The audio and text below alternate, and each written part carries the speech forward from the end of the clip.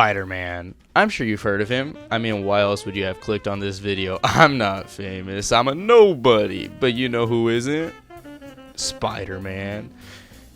In wake of the newest Spider-Man movie, I decided to watch every single Spider-Man movie, and oh my gosh, do I love these movies. I'm into a lot of things: movies, music, video games, and Spider-Man has never missed in any one of these fields. Spider-Man video games, bangers. The Spider-Man shows, bangers. The Spider-Man EP, nothing but bangers. But today we're going to start at the very beginning, one last time.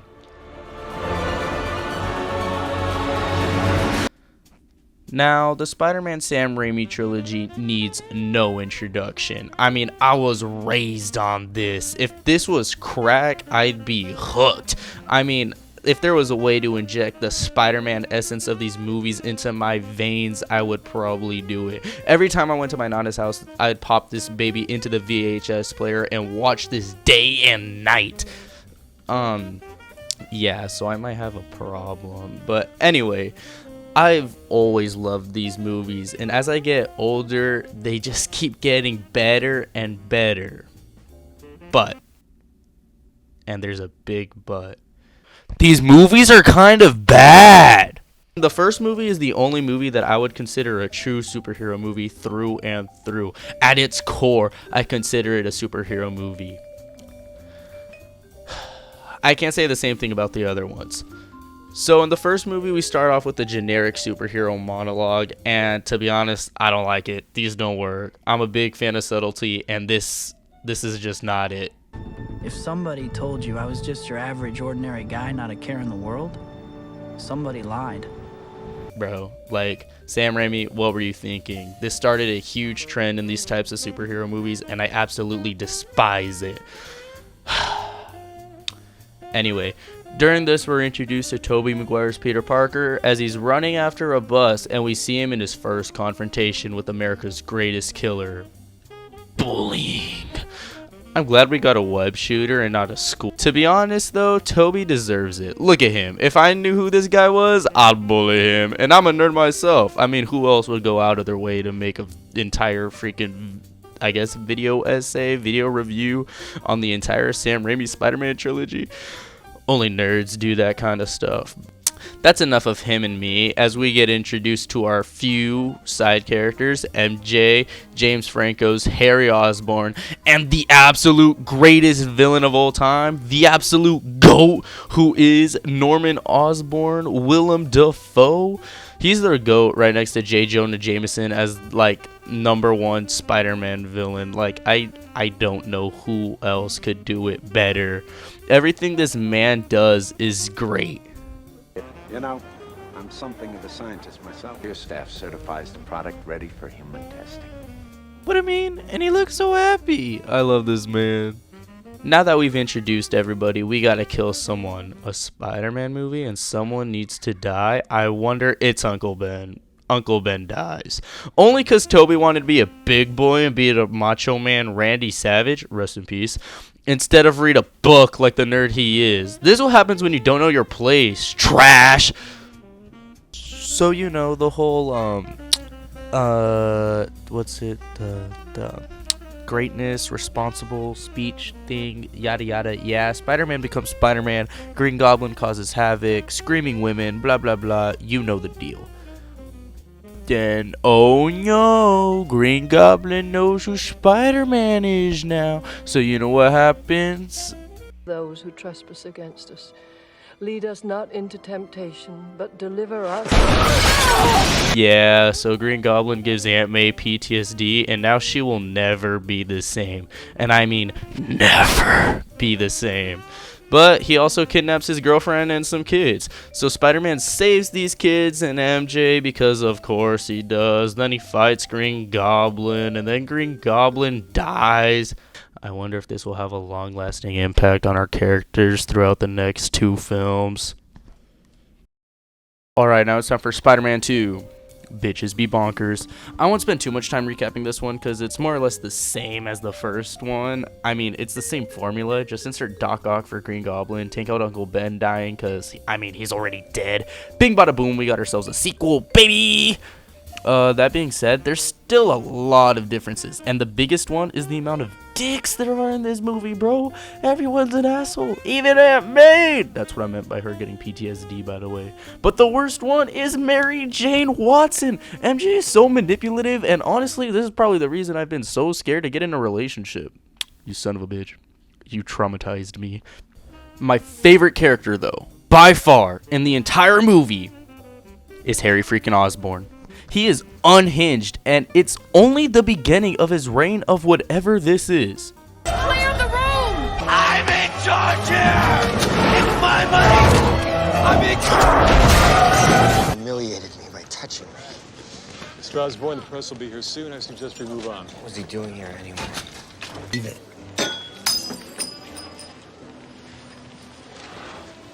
Hey. Huh? Isn't that right? Huh, brother? See what I mean? He's crazy. I love it. So the whole movie, it's literally Spider-Man versus the world until he earns the respect of the city by saving a train, which, I love this. This scene is beautiful, man. The writing, cinematography, it's all great. 10s across the board. So that happens. Doc Ock kidnaps MJ to bait Spider-Man, which, like, bro, just let her die. She's only gonna cause more pain, man. Only pain. Let it happen. Nah, Spider-Man, he's a good guy, so he destroys the collider. Another villain dies. MJ is saved. Spider-Man's a hero, except he's also Mr. Still Your Girl. Woo! Mr. Astronaut couldn't handle the neutron style. Which, by the way, I'm gonna do a little rewrite on this one. Wouldn't it have been crazy to see the guy get called back in the third movie because he's an astronaut and say accidentally brought the symbiote with him? Like, come on, guys. I can't do your job for you. Which one of you writers had, like, didn't think of this, bro? Whatever. It is what it is. We end this movie with MJ still being an ass, and it continues on to the third one, bro. Okay, so I know that this review has made me out to look like some sort of D1 Spider-Man 3 hater, which I'll take that title any day. But honestly, this is my favorite one out of the entire trilogy, and I'll tell you why.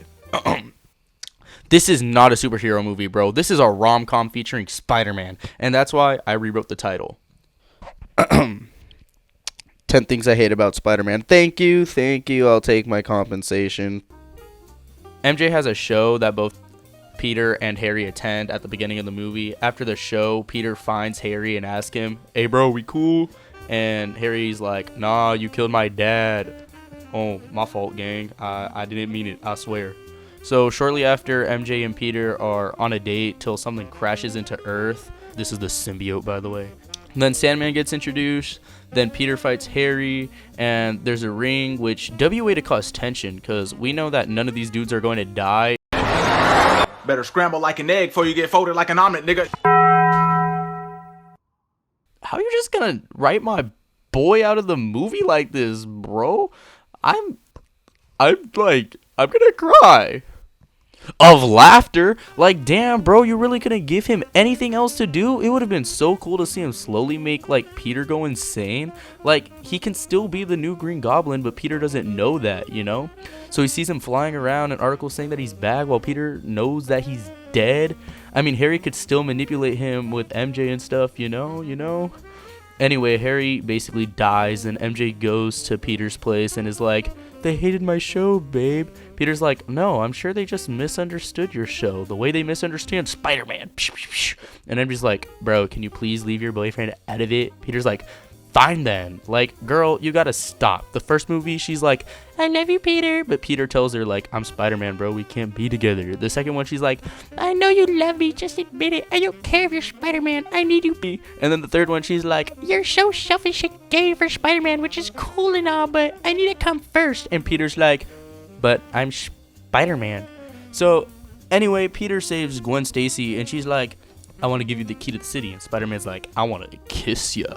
So MJ sees this, and as expected is pretty pissed off, which, by the way, MJ might be a bitch, but like, Peter, You're kind of stupid, bro. Like, this is toxic. I don't really see this relationship panning out, you guys. Peter thinks that he did nothing wrong and tries proposing to MJ like, dude, you are seriously delusional. And MJ thinks the same thing and slaps the good old "it's complicated" on top of their little thing they got going on. Toby is now Peter Sigma Maguire, killing Sandman and taking to the streets while dating the baddest nobody in all the land. And MJ spends her free time making out with Harry, which brings back his memory. Yes, my guy is back and crazier than ever, bro.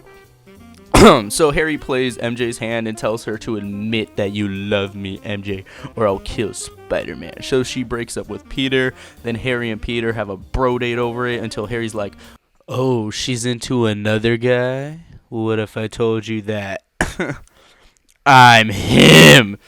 So Peter hears this and is now fully embodying the Peter Sigma Parker lifestyle, taking Gwen Stacy to a jazz club where MJ works and does this. What's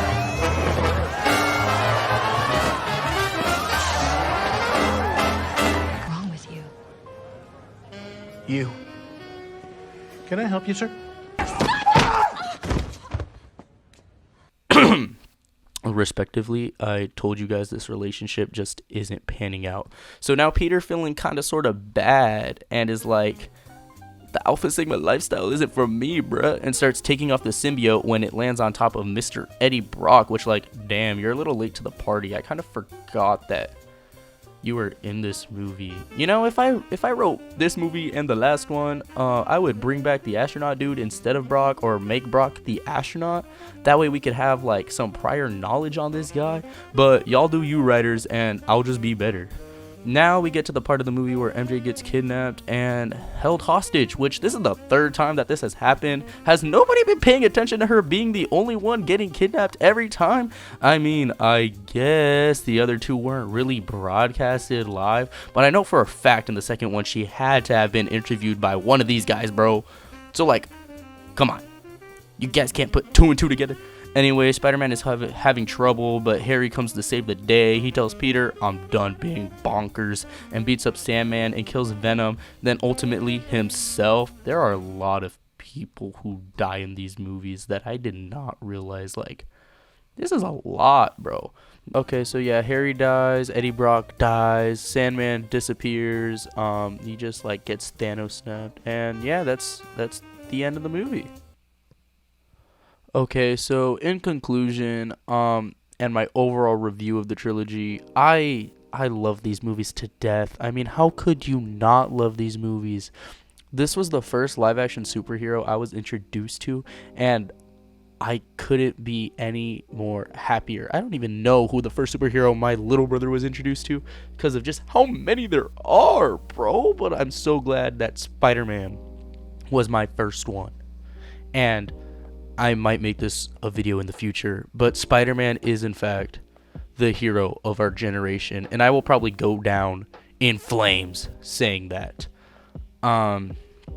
So anyway, my actual overall review and conclusion. So these movies are not the best by any means, but I still love them. They're loyal and they are faithful, and they are nothing but a good time. It's like having a really good girlfriend or boyfriend after being in like countless awful relationships. It's like being with Tom Holland, Peter Parker, or Zendaya MJ after being with Mary Jane from the Sam Raimi trilogies all this time. Hey guys, I just wanted to say thank you for watching, and if you enjoyed, comment down below what other movies you'd like me to review, and or music, you know, TV shows, really anything, you know. I want to review every source of media. I hope you guys enjoyed. I know it's not the best or prettiest review you've ever seen, but you know, I enjoyed making it, and I'd like to make more. So yeah, thank you.